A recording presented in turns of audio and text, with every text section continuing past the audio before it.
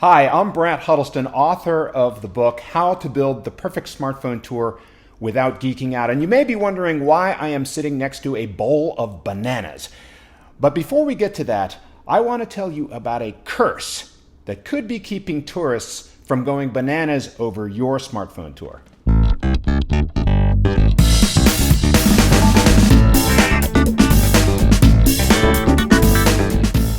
There's a section of my book called Steve Jobs' Curse, and in this video I'll explain what I mean by that, plus give you 3 specific tips for how you can break the curse. Let's start with Mr. Jobs. I think we can all agree he did a fantastic thing by creating the marketplace for smartphone apps.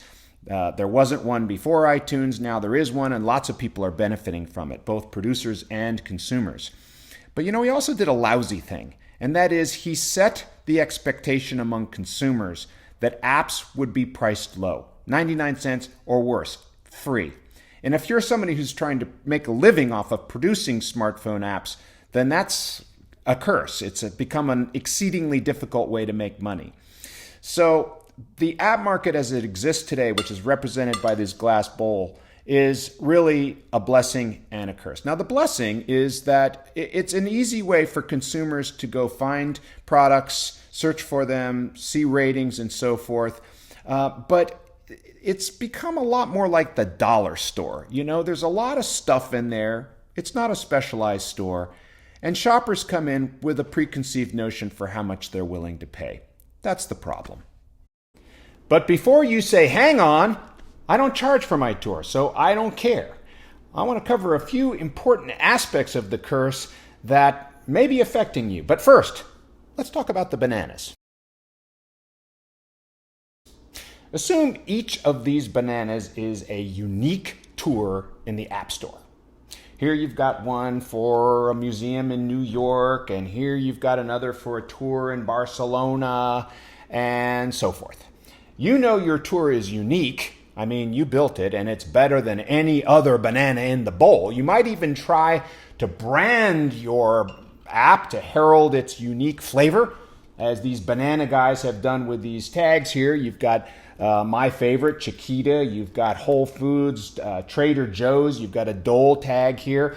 But let's face it, nobody looks at these tags, and nobody shops for bananas by brand, because shoppers already have a powerful prejudice for what to expect: a mildly sweet, seedless fruit with a yellow peel.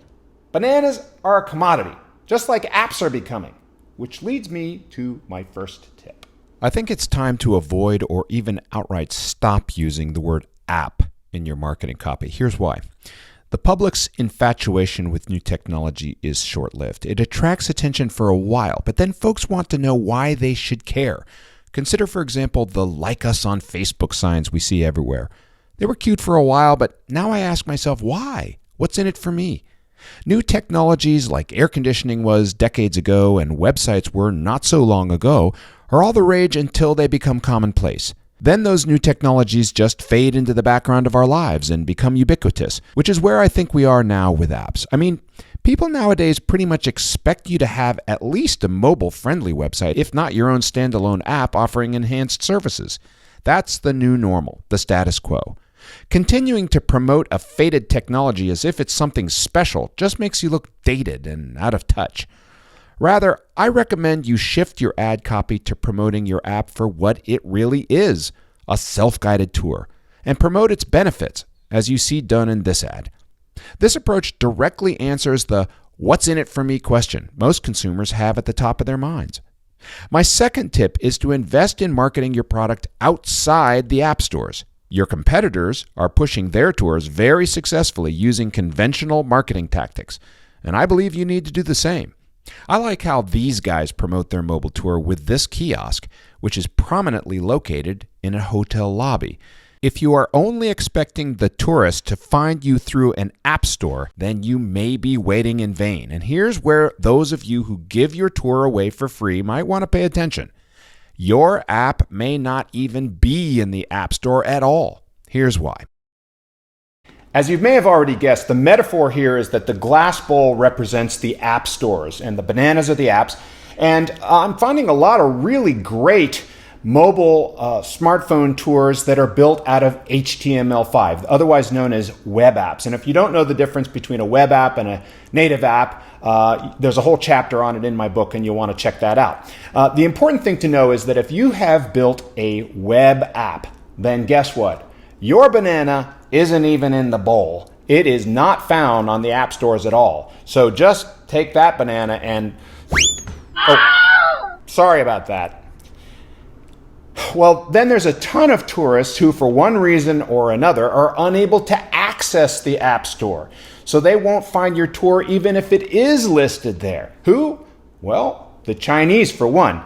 And Brand USA predicts that by the year 2021, 100 million Chinese tourists will be spilling into the world, and not a one of them is looking for your app in the App Store. So take that banana and... You're welcome. So if you want a piece of the Chinese pie, then you'd better have a marketing plan that doesn't rely 100% from pulls from the App Store. A recent study by Bentley University's Center for Marketing Technology showed that the good old paper brochure, like this one for my tours in Washington, D.C., is still one of the most effective ways to make tourists aware of your product. But as this graph from that report shows, paper is not the only way, and is presently surpassed by the internet, whatever that means, which in my view should include an online resource dedicated to self-guided mobile tours. If that kind of resource interests you, shoot me an email, and I'll let you know about a project we have underway here at Go Mobile, which we call Go Mobile Orange, that serves that purpose. Oranges, bananas, I'm on a fruit kick. My final tip is to form coalitions. Breaking through the noise of tourism marketing is not easy, and it's certainly not cheap. You are competing with aggressive street hawkers, sidewalk tent ads, welcome centers stuffed to the gills with rack cards, and online advertisers like TripAdvisor that presently will not list your mobile tour. I like coalitions. A rising tide lifts all ships, and a regional marketing effort like the one shown in this sample rack card is a good way to share the costs of promoting several complementary tours for one area. Your friendly neighborhood destination marketing organization, or DMO, could be a big help here, assuming they know a tidal wave of tourists carrying mobile devices is in town and expect to be served, which they may not. If they don't realize that, give them a copy of my book. Speaking of which, you can get a free copy of my book, How to Build the Perfect Smartphone Tour Without Geeking Out, by going to the link below. It's got a lot more information in it about web versus native apps, Steve Jobs' curse and how to vanquish it, how to create jobs, wealth, and opportunity in your region using smartphone technology, and lots more. I hope you check it out. Well, that's it for now. I hope you have benefited from this video, and I will see you on the road.